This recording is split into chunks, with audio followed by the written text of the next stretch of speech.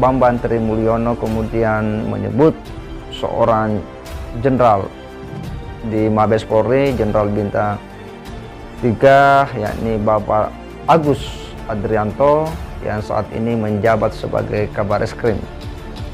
Bapak Agus Andrianto ini disebut-sebut ya bahwa dialah orang yang kemudian diminta untuk atau disuruh oleh Bapak Wiranto dan Bapak Tito Karnavian untuk kemudian menangkap Bapak Trimulyono beberapa.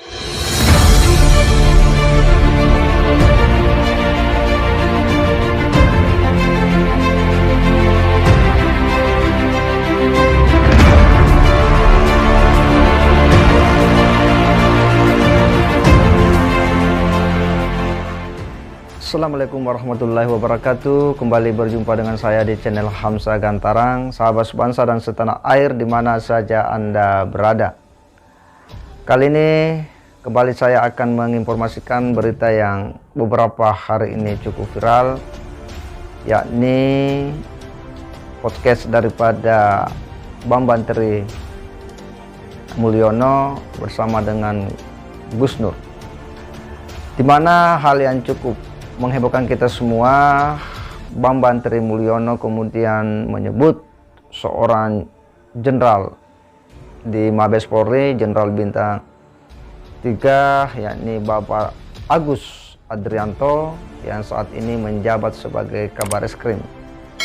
Bapak Agus Andrianto ini disebut-sebut ya bahwa dialah orang yang kemudian diminta untuk atau disuruh oleh Bapak Wiranto dan Bapak Tito Karnavian untuk kemudian menangkap Bapak Trimulyono beberapa tahun yang lalu akibat daripada menulis buku Jokowi Undercover. Bapak Agus Andrianto saat itu menjabat sebagai Direktur ya, Tindak Pidana Umum di Mabes Polri. Sebagaimana kita ketahui bahwa Bapak Agus Andrianto itu beberapa bulan yang lalu viral ya akibat sempat menyindir ya seorang pengacara nyentrik yakni Deolipa Yumara ya, mantan pengacara Baradae pada saat proses kasus Ferdy Sambo berjalan. Kali ini Bapak Agus Andrianto sebagai Kabareskrim itu disebut oleh Bapak Bambang Trimulyono sebagai orang yang disuruh untuk kemudian menangkap beliau di Blora pada beberapa waktu yang lalu. Kita coba simak dulu bagaimana pernyataan dari Bapak Bambang Tri ini. Saya mendapat bocoran dari Direktur Tindak Pidana Umum waktu itu yang sekarang jadi Kabareskrim, Agus Andrianto. Pak, maaf ya, saya dipaksa di sidang kabinet untuk nangkap Bapak. Siapa yang maksa Pak? Wiranto sama Tito Karnavian. Dan kata-katanya kepada Pak Agus Andrianto waktu itu, apa mentang-mentang sama-sama orang Blora terus gak kamu tangkap? Sudah intimidatif gitu Wiranto itu. Dan sekarang saya tahu Pak, pejabat menteri yang pertama kali mencari buku saya adalah Wiranto. Ada laporan ke saya gitu. Kira-kira seminggu sebelum saya dibawa ke Blora, jadi 2 bulannya itu kurang seminggu, penyidiknya datang. Apa? Bapak tahu apa yang dia tawarkan? Apa? Mas, kita damai aja ya, kita nggak menemukan apa-apa gitu loh. Mas jangan menuntut setelah kita tahan gitu. Mas langsung pulang. Okay. Tapi saya terikat, nggak mau, saya sebelum pengacara saya ada. Oke. Ya kan? Wah itu kemudian istri saya ditelepon, Bu, Pak Bambang mau pulang, tolong kita dikasih kopi 50 juta dong. Itu model apa? Dikasih kopi-kopi, dikasih duit maksudnya untuk ngopi-ngopi karena mau pulang, ini nggak bisa P21. Minta 50 juta. Lah istri saya langsung menelpon teman saya namanya Kunto Arif Wibowo, waktu itu adalah Komandan Korem di Palembang. Pak Kunto menyanggupi taruh di mana, duit saya kasih, Bambang Tri saya ambil. Oke. Hah? Tapi istri saya kemudian dilarang oleh kakak saya sendiri, jangan ikut campur masalah ini. Oke. Artinya itu nggak bisa P21 karena nggak ditemukan kesalahan di buku saya. Nggak bisa dilimpahkan ke kejaksaan. Iya. P21. Ya sangat jelas ya, sangat jelas sekali ya dengan tegas apa yang disampaikan oleh Bapak Bambang Tri Mulyono tentang bagaimana proses penangkapan beliau beberapa tahun yang lalu.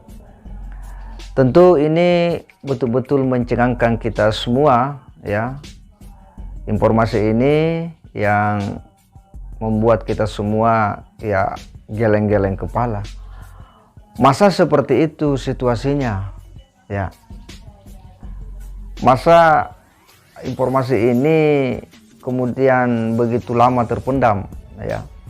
Tetapi itulah faktanya bahwa Bapak Bambang Tri Mulyono kemudian sudah mengungkapkan akan peristiwa yang pernah dia alami, dan tentu bahwa publik sudah mendengar ini semua, sudah menyaksikan ya, dan tentu sudah memberikan banyak penilaian tersendiri bahwa apakah kemudian itu benar atau tidak ya tentu kita akan melihat proses berikutnya. Yang jelasnya berita ini kemudian menjadi viral. Lalu apa pula maksud daripada Gus Nur untuk kemudian memberikan panggung kepada Bambang Tri Mulyono untuk kemudian berbicara begitu bebas ya, berbicara begitu tanpa beban untuk mengungkap hal-hal yang sebenarnya ini bisa berpotensi menciptakan kegaduhan di negara ini, apalagi menyeret-nyeret nama-nama besar para petinggi negara. Apakah Gus Nur ya kemudian punya maksud-maksud tertentu? Yang jelas bahwa di balik tersebarnya berita ini, di balik viralnya berita ya Bambang Tri Mulyono, ada andil daripada Gus Nur untuk memberi panggung. Orang mungkin bisa membantah bahwa ini hanyalah sekedar podcast ya, tetapi tentu publik juga sudah pintar menilai bahwa siapa Gus Nur ya, bagaimana rekam jejak beliau, dan apakah kemudian Gus Nur ini akan berurusan dengan polisi akibat daripada ya pemberian panggung kepada Bambang Tri Mulyono? Ya, kita akan lihat bagaimana proses ya selanjutnya. Apakah aparat keamanan akan mengambil langkah-langkah?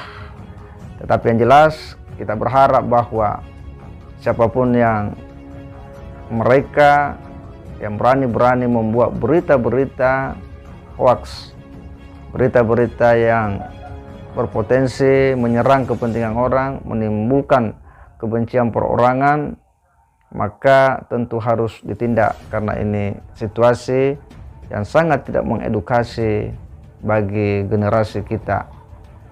Situasi yang harus dijaga karena ini berpotensi untuk menciptakan ketidakharmonisan berbangsa dan bernegara di tengah situasi dengan mudah dan gampangnya informasi mengalir kepada masyarakat. Kita berharap bahwa aparat jangan pernah diam untuk kemudian melakukan langkah-langkah preventif dan langkah-langkah represif jika memang sudah ditemukan perbuatan-perbuatan yang mengarah kepada tindak pidana. Kita berharap bahwa lebih baik mencegah daripada mengobati.